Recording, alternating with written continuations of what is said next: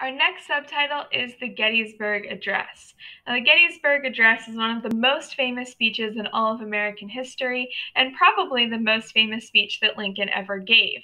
Although Lincoln was a great speaker, so he gave multiple very well-remembered speeches. So the Gettysburg Address actually takes place on November 1863.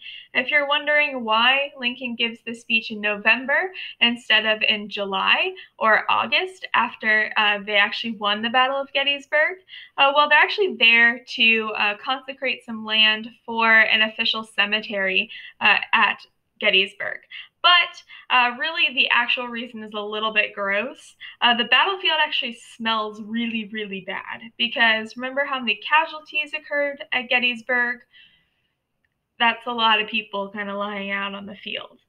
So they actually have to wait for the frost to come in to kind of settle the scent of the dead at the battlefield of Gettysburg. So that's actually why they wait so long. Now, Lincoln actually was not the primary speaker of the day, even though, he's, of course, the president. That was actually Orator Edward Everett, who gave a 2-hour retelling of the Battle of Gettysburg and its importance. And then he is promptly completely overshadowed by Lincoln's 90-second speech that goes down in history as one of the most famous.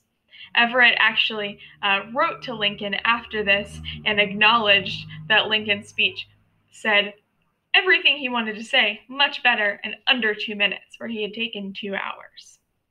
So the importance of the Gettysburg Address, it does several things.